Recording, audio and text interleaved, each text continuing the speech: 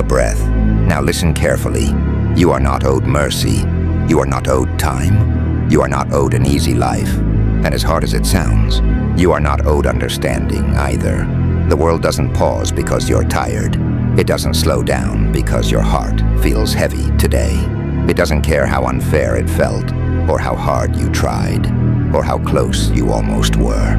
That truth hurts, but it's also the first honest thing you've been told. Most people spend their lives waiting to feel ready, waiting to be chosen, waiting for confidence, waiting for someone to finally say, "Okay, now it's your turn." That moment never comes. While you wait, life keeps moving. While you hesitate, someone else steps forward. While you explain yourself, the world replaces you. This isn't cruelty, it's reality. And the sooner you stop arguing with reality, the sooner you can start building something real. You've probably been told to be gentle with yourself, to take it slow, to protect your comfort. But let me ask you something, quietly, honestly. Has comfort ever changed your life? Comfort feels good for a moment. Then it makes you sleepy. Then it makes you careful. Then one day, without realizing it, you wake up and your life looks smaller than your potential. You didn't fail because you were weak. You failed because you stayed soft when life demanded hardness. Pain didn't arrive to destroy you. It arrived to teach you. Pain shows you where you avoid effort, where you flinch, where you quit early, where you lie to yourself. Most people numb pain. They distract from it. They scroll, eat, sleep, joke it away. Strong people listen to it because pain doesn't lie. It points. It exposes. It tells the truth when your mind makes excuses.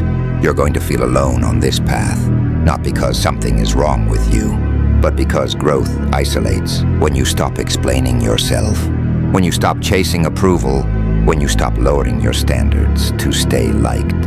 People drift. Friends become quiet. Support becomes conditional. Encouragement disappears, and that silence, it feels heavy at first, but in that silence, something important happens. You finally hear yourself. No applause, no validation, just you and the work. That's where strength is built. Not in crowds, not in comments, not in praise, in repetition, in showing up when no one knows, in doing the thing even when it feels pointless. You might think, I'm trying. I know you are, but trying isn't enough anymore. Trying is what you say when effort is optional. Trying is what you say when quitting is still on the table. Strength begins when quitting is no longer an option. You don't become strong by waiting to feel strong. You become strong by acting while you feel weak. That's the part nobody likes to hear. There is no perfect moment, no perfect mindset, no magical confidence. There is only now, and the choice to show up anyway. Weakness isn't loud. It doesn't scream. It whispers. It's okay to skip today. You deserve rest. You'll start tomorrow, and tomorrow becomes a habit. The world doesn't crush you all at once. It slowly steps on you while you hesitate. Not because it hates you, but because it rewards momentum. You will be tested, not with dramatic moments, but with the small ones. A day you don't feel like doing the work. A night where quitting feels easier. A moment where comfort asks for loyalty. These tests decide everything. And here's the part most people miss. Discipline is not motivation. Motivation is loud. Discipline is quiet. Motivation shows up when you feel good. Discipline shows up when you don't. Discipline doesn't care about your mood.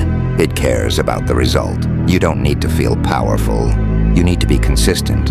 You don't need inspiration. You need standards. No one is coming to rescue you from your habits. No mentor will carry you. No opportunity will wait until you're ready.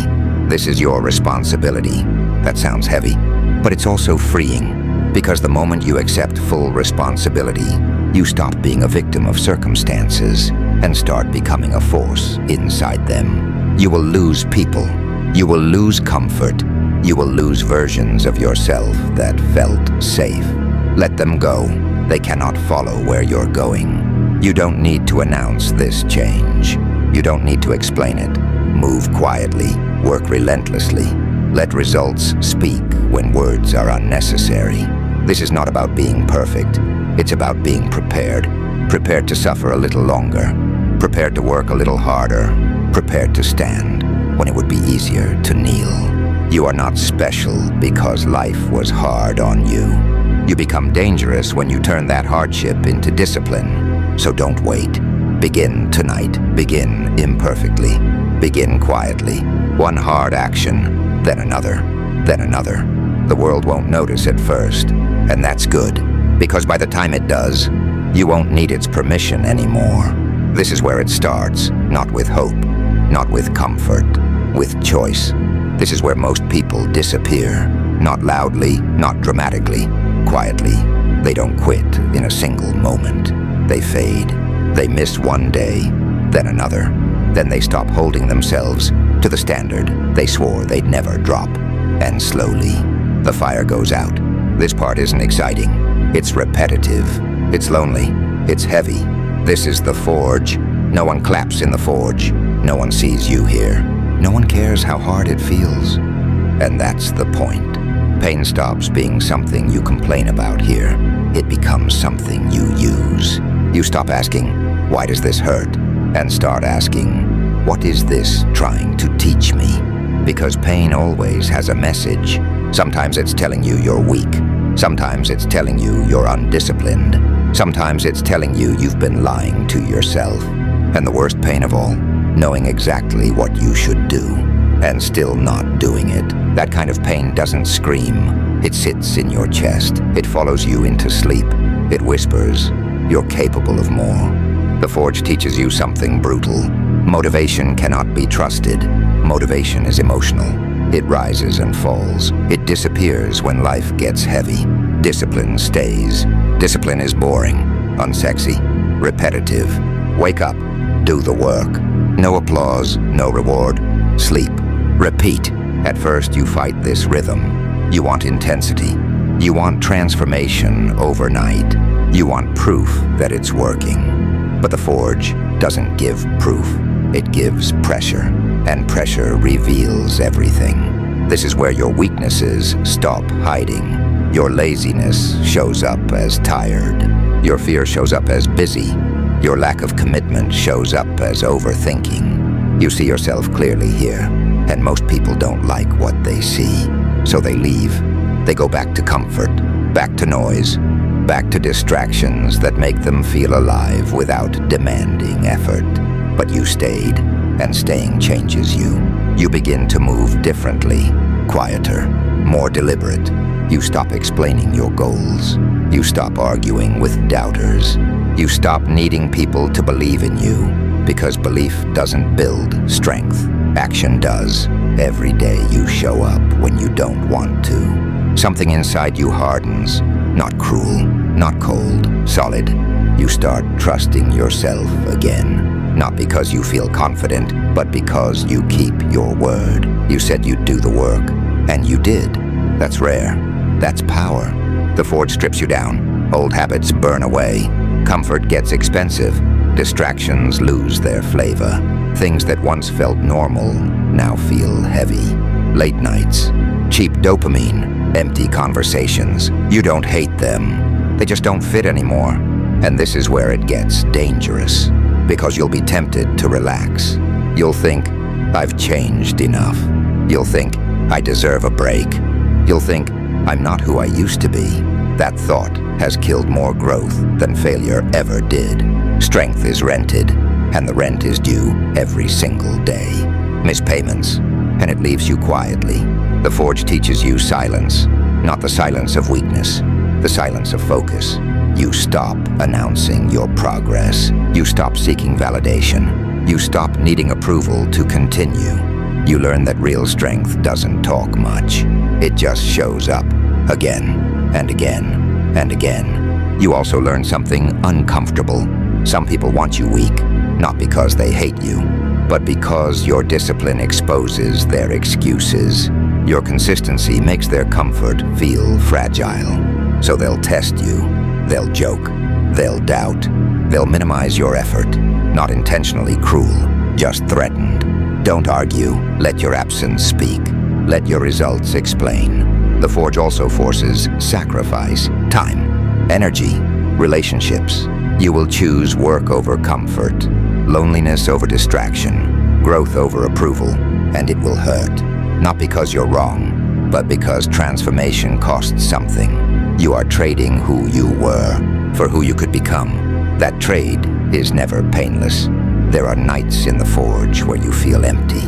Not sad, not angry, just hollow. Those nights matter, because when emotion disappears, only discipline remains, and discipline doesn't negotiate. You move anyway, you train anyway, you study anyway, you build anyway. That's when identity begins to shift, not loudly, not suddenly, quietly. You stop asking, "Can I do this?" and start assuming, "This is what I do." That's the crack. That's where the old you begins to fracture. You're not transformed yet, not even close, but something is breaking. The version of you that needed motivation, the version of you that quit when unseen, the version of you that waited for permission. That version is getting tired, and soon it won't survive what's coming next. Because the Forge doesn't just build strength, it prepares you for a death. Something inside you is already gone. You may not have noticed the exact moment it happened, but it's there now. That distance between who you were and who you're becoming. You don't miss the old life the way you thought you would. You remember it, but you don't belong to it anymore. That's how you know the change is real. This part doesn't feel heroic, it feels empty. You stop feeling excited about progress. You stop feeling proud of discipline. You stop needing proof that you're changing. Emotion fades, and in that emotional silence, the old self starts to suffocate. The old you lived on feeling, on motivation, on reassurance, on being understood. That version needed emotion to move. This version doesn't. You move even when nothing is felt, especially then. That's not strength yet. That's inevitability forming. The old identity tries to come back. It whispers late at night, "You've done enough. You can rest now. You don't need to be this hard." But you've already seen the truth. Rest without discipline becomes decay. Softness without control becomes weakness. You don't hate softness, you just don't trust it anymore, because you remember how easily it betrayed you. This is where comfort finally loses its power. Not because it disappears, but because it no longer convinces you. You see it clearly now. Comfort doesn't ask for much at first. Just one skip day, one excuse, one delay. But it always wants more. It wants your edge, your hunger, your momentum. So you stop feeding it. You don't announce this decision. You don't make it dramatic. You just quietly refuse. And that refusal costs you something real. Relationships feel different. Conversations feel shallow. Noise feels exhausting. You don't feel superior. You feel separate. And separation hurts. People sense the change before they understand it. They say you're colder, more distant, less emotional. They're right. You had to become. Emotion was never the enemy, but it couldn't lead anymore. Emotion hesitates. Emotion negotiates. Emotion remembers comfort. You couldn't afford that. So discipline took the wheel. Not gently, not kindly, firmly. You stop romanticizing struggle. You stop looking for meaning in pain. Pain is no longer dramatic. It's procedural. You hurt. You adjust. You continue. That's it. No story, no excuse. This is the war nobody sees. Not a war against the world, a war against the version of you that wants ease. That version doesn't scream. It pleads. It reminds you of who you used to be, of how simple things were, of how nice it felt to not care so much. And for a moment, you feel the pull. That's the danger. Not pain, not failure. Nostalgia. Nostalgia is the graveyard of potential, so you don't indulge it. You let the old self starve, slowly, quietly, without ceremony. You stop giving it attention, stop giving it excuses, stop giving it room, and without fuel, it weakens. You notice changes in how you speak, less explaining, less defending, more doing. You notice changes in how you move, more direct, less hesitation. You notice changes in your standards. What you tolerate shrinks. What you demand increases. not from others, from yourself. That's the real shift. You stop asking the world to rise to you and start forcing yourself to rise daily. This part is lonely. Even discipline feels quiet now. No rush, no pride, just work. You wake up and do what must be done, not because you're driven, but because it's who you are now. Identity is no longer something you think about. It's something you obey. You don't chase confidence anymore. Confidence shows up after obedience has been paid consistently. You don't look for meaning. Meaning arrives later, if it arrives at all. Right now, there's only execution. The old you wouldn't survive this phase. The old you needed reward. The old you needed recognition. The old you needed emotion to stay engaged. That version is incompatible with what you're becoming. So it dies, not violently, not tragically. It simply stops being fed. And something colder takes its place. Something stable, something relentless. You're not finished yet, but you're past the point of return. The door behind you didn't slam, it disappeared. What's left now is the final transformation. Not into something happy, not into something admired, into something inevitable. By now you've noticed something unsettling. You don't feel like you're becoming someone anymore. You feel like you already crossed the line. There's no excitement in it, no celebration, no sense of arrival, just a quiet awareness. This is who you are now. You don't wake up asking how you feel. You wake up knowing what must be done, and that difference changes everything. You've stopped measuring progress emotionally. You don't ask if it's working. You don't look for signs. You trust the process, because you are the process. That's ascension, not rising above others, rising above hesitation. You move with a weight now, not arrogance, gravity. People feel it when you enter a room, not because you demand attention, but because you don't need it. You speak less. You explain almost nothing. Your presence does the talking. This is where strength becomes quiet, not hidden, contained. You're no longer fighting yourself every day. That war ended. You won, and what remains is colder than motivation ever was. Consistency. You don't negotiate with yourself anymore. There's no inner debate, no dramatic pep talk. Action follows decision immediately. That's what makes you dangerous. Not intensity, not anger, reliability. You do what you said you would do every day, even when it's boring. Especially when it's boring. You've learned something most people never do. There is no finish line, no moment where you can stop maintaining this. Strength isn't something you reach, it's something you rent, and the rent is due daily. Miss enough payments, and it leaves you without warning. So you don't romanticize rest. You don't chase balance. You manage recovery like a professional, not an excuse maker. You rest to return stronger, not to escape effort. This is addiction now, not to pain, not to suffering, to capability, to knowing you can endure more than yesterday, to knowing pressure doesn't collapse you, it clarifies you. You crave the weight, because weight reminds you you're alive. The world hasn't softened. If anything, it's harsher, but you're no longer offended by that. You understand now. The world isn't cruel, it's selective. It rewards those who adapt, those who endure, those who refuse to collapse inward. You stopped asking life to be fair. You started asking yourself to be stronger. That's when everything shifted. You don't see obstacles anymore. You see resistance, and resistance is familiar. Resistance is home. You've trained in it, bled in it, refused to leave it. So when it appears, you don't panic. You adjust your grip. People still doubt you, but their doubt doesn't reach you anymore. Not because you proved them wrong, but because you stopped caring if they ever understand. Validation has no leverage over someone who already knows what they can survive. You're not chasing greatness. You're maintaining standards, and standards don't care about mood, weather, or applause. Standards are law. Your life now runs on systems, not emotions. Rituals, not impulses. Commitment, not hope. Hope is for those who wait. You don't wait. You move, day after day, quietly, relentlessly. This is where people mistake you. They think you're heartless. You're not.